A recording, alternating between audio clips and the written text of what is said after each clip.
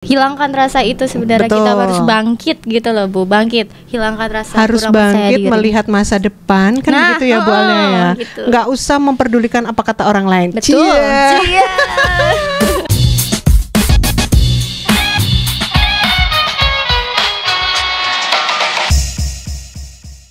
Hai, jumpa lagi di podcast Savisi Semangat Pagi.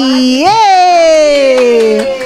Hari ini saya Bu Christine berkesempatan untuk menjadi host dalam podcast Savisi dalam episode Hari Kebangkitan Nasional. Hari ini saya tidak sendirian. Saya ditemani oleh dua guru muda. Ya, jarak usianya nggak jauh lah dari saya ya. Mungkin 1 tahun atau 2 tahun. Oh, bahkan hitungan berapa bulan deh. Hari. Oke. Saya kenalkan ya. Bu Alia. Hai. Yeay. Kalau dari wajah Bu Alia agak ada kemiripan lah dengan saya ya. Sama-sama cantik sih. Iya betul dong, sama-sama cewek loh Bu. Oke, Bu Alia ini adalah guru muda di SMA Safirus Pringsewu. Bu Alia sebagai guru seni ya. Betul. Kemudian kita juga ditemani oleh Bu Novi. Hai. Halo. Yeay. Hai Ibu. Bu Novi ini adalah sebagai salah satu guru muda juga di SMA Safirus Pringsewu. Bu Novi ini guru BK ya Bu ya? Iya, kebetulan saya jadi guru BK di sini. Galak. Luar biasa. Udah kelihatan belum galaknya? Cantik sih tapi tetap Galak. dalam kegalakannya cantik itu ya, Bu, ya? ada kecantikannya kan ya. Waduh. Iya. Baik, dalam episode Hari Kebangkitan Nasional saya akan bercerita sedikit sebelum kita melanjutkan obrolan ringan lah ya berkaitan dengan Hari Kebangkitan Nasional. Di Hari Kebangkitan Nasional kita tidak terlepas dari organisasi Budi Utomo. Organisasi Budi Utomo ini didirikan pada tanggal 20 Mei 1908 didirikan oleh Dr. Sutomo. Nah, organisasi Budi Utomo ini adalah organisasi nasionalis pertama yang memprakarsai sekolah-sekolah pribumi. Nah, maka hari ini tepat banget kita akan berbicara berkaitan Hari Kebangkitan Nasional dengan pendidikan di era modern ini. Nah, dari organisasi Budi Utomo, tadi action yang dilakukan dari Bung Tomo sendiri adalah mempromosikan sekolah-sekolah yang didirikan oleh para pemuda pribumi untuk tujuannya adalah supaya orang-orang pribumi itu dapat bersekolah. Nah, kita akan mendengarkan cerita dari Bu Alia. Bagaimana perjalanan Bu Alia? Bu Alia ini adalah salah satu alumni dari SMA Safirus Pringsewu ya Bu Alia. Betul ya? sekali. Nah, sekarang Bu Alia menjadi pendidik di SMA Safirus Pringsewu. Bu Alia, boleh dong bercerita sedikit bagaimana perjalanan Bu Alia ketika dulu bersekolah di SMA Safirus Pringsewu, kemudian pada akhirnya sekarang menjadi pendidik di SMA Safirus Pringsewu. Jadi rekan. Wah, oke. Yuk kita dengarkan. Silakan Bu Alia. Oke, jadi gini loh Bu. Sejujurnya ya Bu ya. Iya. Kita ini di sini nih, aku tuh deg-degan banget Bu. Ya bayangin, Bu Christine, Bu Novi dulu sebagai guru aku, ya kan. Sekarang jadi teman ya. Jadi teman, jadi bestie kerja. gak sih? Nah betul. Ya suatu kebanggaan bagi saya sebenarnya Bu, karena bisa di sini gitu kan. Dulu awalnya memang dari sekolah SMA itu memang pengen menjadi seniman sih. Lalu di Unila, Universitas Lampung itu ada ininya jurusannya, tapi pendidikan gitu. Dulu memang nggak kepikiran untuk menjadi guru Bu, sejujurnya. Tapi ya karena pengennya menari-nari ya dulu ya Bu, karena jadinya ke situ gitu kan. Terus berjalannya waktu, kuliah selesai, abis itu menjadi sarjana pendidikan. Lalu mendapatkan panggilan dari sini. Sebenarnya saya benar-benar kayak kurang percaya diri waktu itu. Cuman merasa terpanggil ya. Betul, kayak waduh dulu sekolah di sini gitu kan. Terus jadi guru itu gimana? Langsung kepikirannya kemana-mana gitu kan. Tapi lagi-lagi saya diberikan motivasi dengan orang-orang kayak misalkan ayo bisa gitu. Makanya saya membangkitkan diri untuk menghilangkan rasa ketidakpercayaan itu. Makanya selamat luar biasa. Sekarang udah jadi makanya aku berada di sini. Awalnya memang kayak sempet deg-degan ya. Tapi kan masa sih apa tadinya sama bapak ibu guruku sekarang jadi teman kerja kan gitu. Kerja gitu ya. Betul. Tapi lagi-lagi hilangkan rasa itu sebenarnya. Betul. Kita harus bangkit gitu loh Bu, bangkit. Hilangkan rasa Harus kurang percaya bangkit diri. melihat masa depan kan Nah, gitu ya Bu Alia ya. gitu. Nggak usah memperdulikan apa kata orang lain. Betul. Cie. Cia. Baik Bu Alia, berkaitan dengan Bu Alia dulu sekolah di SMA Xaverius Pringsewu. Iya. Nah, adakah sosok guru nih Bu Alia? Sosok guru yang membangkitkan semangat Bu Alia ketika pada akhirnya memilih menjadi guru. Mudah-mudahan Bu Christine sih. Pengen ya Bu. Ngarep.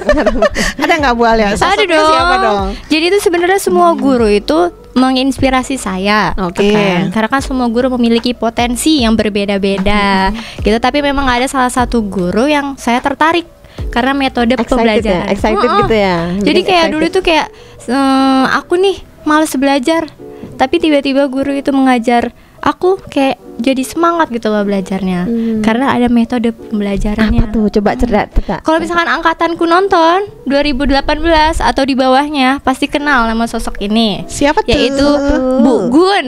Wow, Bu Gun. Ya, Narsi. beliau merupakan guru kimia dulu. Guru iya, kimia. Benar. Masih bertemu kan Ibu dulu? Masih. Iya, betul. Masih kebagian sempat Ya. bersama dengan Bu Gun. Luar biasa sih memang Bu Gun itu. Kalau melihat dari sosoknya Bu Gun itu memang guru yang luar biasa ya, dari metode, kemudian media-media yang digunakan Iya, juga betul. pada saat itu sudah luar biasa.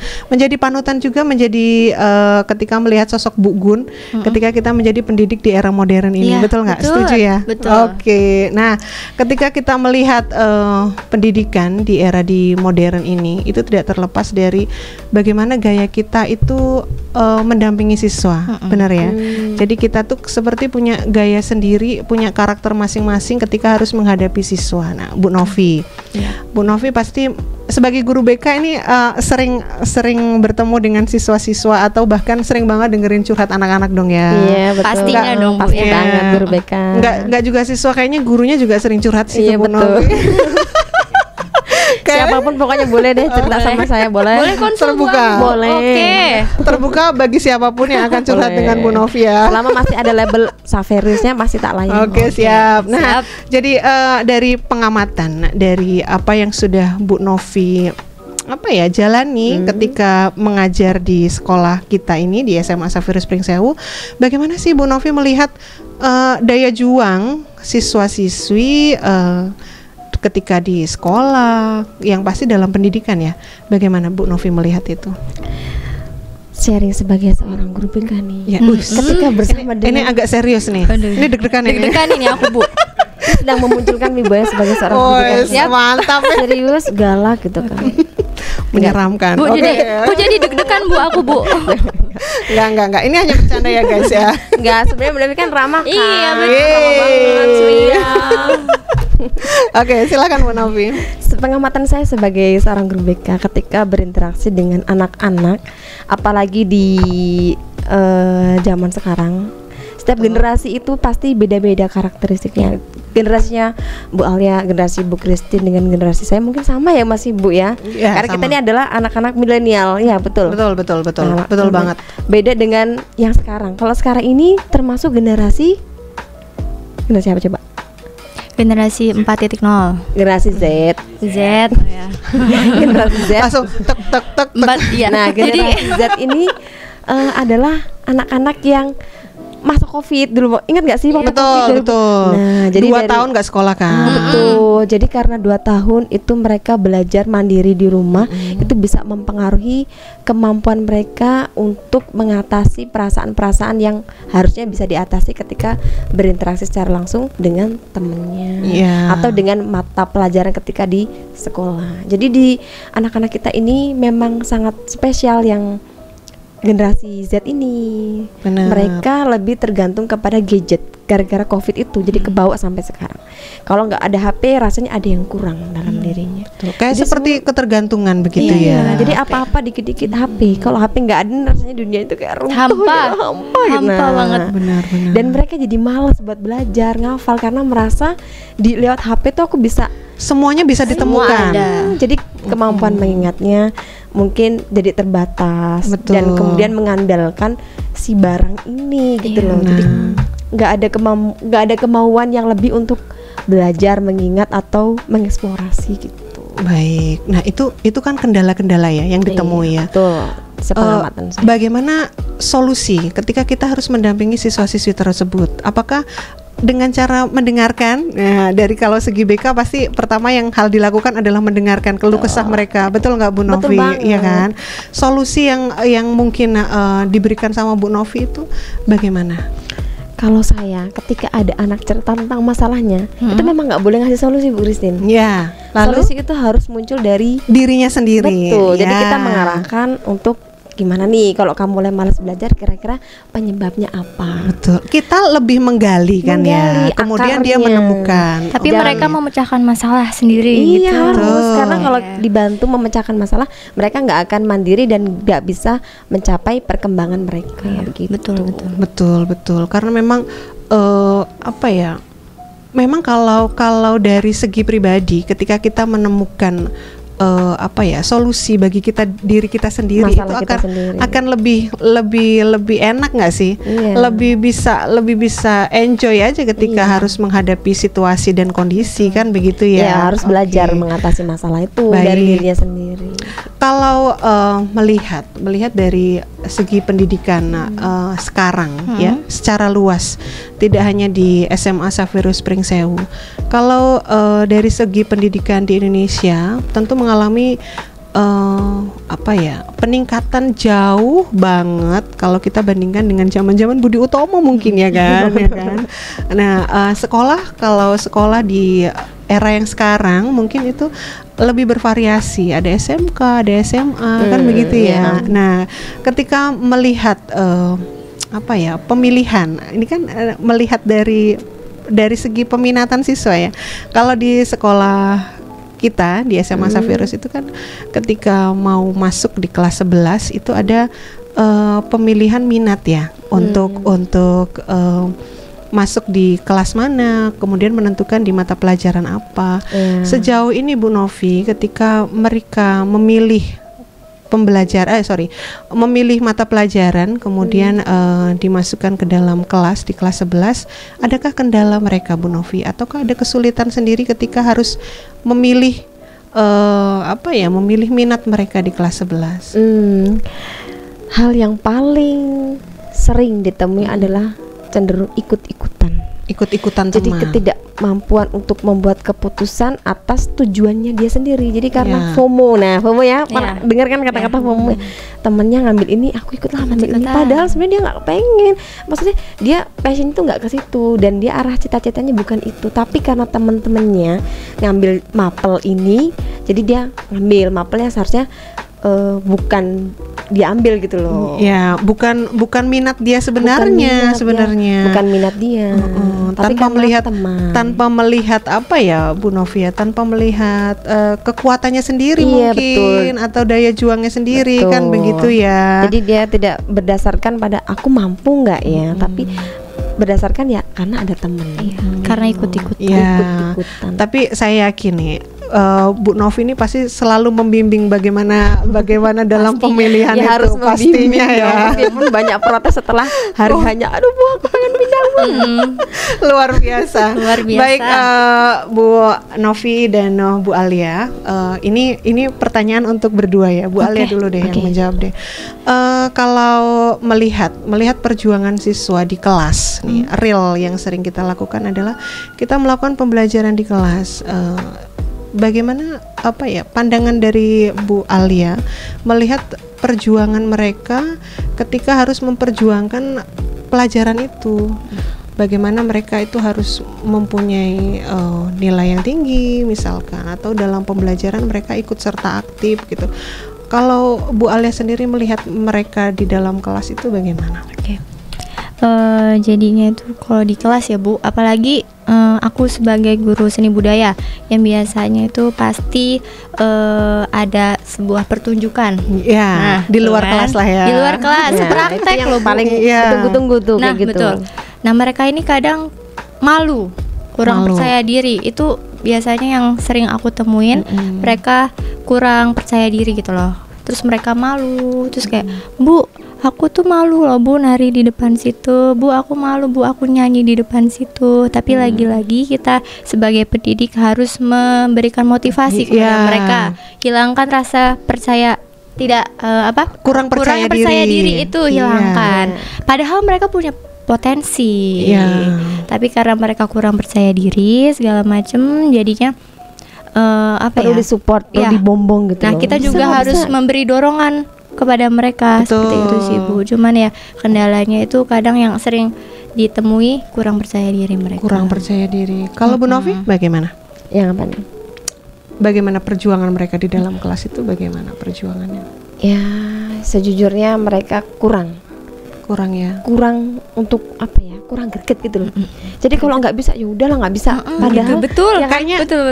kurang daya juang gitu ya. Jadi kalau misalkan ketemu masalah nih, menyelesaikan persoalan seperti tadi kan, sebenarnya tuh bisa aja tuh, ya udah coba aja gitu, tampil aja. Bodoh amat mau orang mau menilai aku apa, mau ada yang nonton aku atau enggak, pokoknya tampil. Nah kayak gitu loh. Jadi hal-hal seperti itu yang kurang. Jadi kayak gimana ya? Jadi kurang yakin sama diri. Kurang yakin dengan sebenarnya mereka kalau melihat dari karakter siswa sendiri tuh mereka punya karakter masing-masing yang beda-beda, bahkan tiap kelas beda-beda. Iya. Sebenarnya mereka tinggal menemukan bagaimana menjadi pribadi yang percaya diri, pribadi yang ya oke lah menjadi dirinya sendiri kan begitu ya. Itu yang diharapkan kan sebetulnya. Nah, Bu Novi dan Bu Alia bisa memberi pesan kepada para siswa-siswi yang berada di rumah, bahkan untuk teman-teman yang di luar sana yang menyaksikan podcast kita hari ini, bagaimana mereka bisa menumbuhkan daya juang mereka bangkit di dalam dunia pendidikan untuk memperjuangkan prestasinya di sekolah. Silakan Bu Alia dulu atau Bu Novi? Bu Alia dulu deh. Bu Alia dulu nih. Oke. Jadi untuk apa Bu tadi? Pesan. Oke. Ya. Kok kayaknya kurang fokus nih, kenapa? Agak grogi gitu ya. Agak grogi. Sampai dingin nggak sih Bu ini Bu? Oh, dingin banget ya Bu. Oh iya. Kita harus saling memberikan kekuatan. Bu abis ini boleh konsul nggak Bu? Boleh. Ayo langsung ini mendapatkan klien.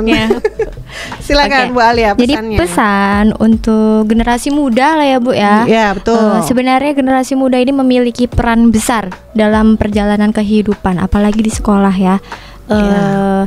Kita itu harus tetap semangat dan terus bangkit dari keterpurukan, dari masalah-masalah yang ada gitu, untuk menyongsong masa depan yang cemerlang. Biasanya tuh zaman sekarang diomongnya menyala abangku. Menyala abangku. Menyala abangku. Menyala bu guruku. Menyala bu guruku. Gitu. Betul itu. Jangan pernah takut gagal ya, karena kegagalan itu percayalah adalah sebuah awal untuk menuju kesuksesan. Ini pesannya. Jadi kita harus tetap bangkit, kita harus tetap berjuang untuk masa depan yang gemerlang. Ya, gemerlang. Gemilang ya. Gemerlang. Gemilang ya. Yang benar yang mana Bu? Semuanya ada. Semuanya benar. Pokoknya menyala abangku ya. Oke. Itu aja sih Bu. Oke, terima kasih Bu Alia. Yuk, Bu Novi pesannya untuk para pemuda yang mungkin akan nonton podcast kita nih apa? Pesan dari saya adalah jeng berat. Fokus dengan potensi, nggak usah dipedulikan sesuatu hal atau objek-objek atau beberapa hal yang itu tidak mempengaruhi kemajuan dalam hidup kita masing-masing. Fokus dengan potensi yang positif, kembangkan diri dan jangan pernah berhenti belajar. Belajar itu menyakitkan, tapi dengan kita belajar dengan berani sakit, kita terus bertumbuh dan berubah menjadi lebih baik. Jadi bersakit-sakit dahulu, bersenang-senang kemudian. Wes, mantap sekali ya. Kita ngobrolnya santai tapi bermakna sekali ya. Kita tadi sudah melihat bagaimana perjalanan Bu Alia, kemudian bagaimana penilaian gambaran kok gambaran ya? Apa ya? Pengamatan ya. Pengamatan dari Bu Novi dan Bu Alia berkaitan dengan era pendidikan di era yang modern ini kan begitu ya. Karena kita berlatar belakang pendidikan ya Bu. Ya, jadi kita kaitkan dengan kebangkitan nasional ini. Nah, hari ini luar biasa banget ngobrol berkaitan dengan Hari Kebangkitan Nasional. Nah, yang perlu kita ketahui bahwa Hari Kebangkitan Nasional yang kita peringati hari ini tanggal 20 Mei itu merupakan tanggal berdirinya organisasi Budi Utomo. Nah, organisasi Budi Utomo itu adalah organisasi nasionalis yang pertama. Tadi sudah saya jelaskan di awal pembicaraan kita yang pertama bahwa organisasi Budi Utomo itu adalah yang memperkasai sekolah-sekolah untuk pribumi. Nah, dari sejarah kita dapat belajar bahwa peringatan Hari Kebangkitan Nasional merupakan momentum untuk bangkit dan bersatu dalam membangun bangsa. Apa yang bisa kita lakukan? Yang bisa kita lakukan adalah menjadi diri sendiri, bukan menjadi orang lain ya. Semangat kebangkitan mengajarkan untuk selalu melihat ke depan serta menghadapi tantangan dan persoalan terhadap keutuhan dan ketangguhan bangsa. Baik, terima kasih Bu Alia, Bu Novi atas obrolan santai kita hari ini. Besok kita akan bertemu di episode-episode selanjutnya ya. Oke, siap. Oke. Baik, saya Bu Christine pamit. Bu Alia pamit. Bu Novi pamit. Sampai berjumpa lagi di episode podcast Savisi selanjutnya. Bye. Bye.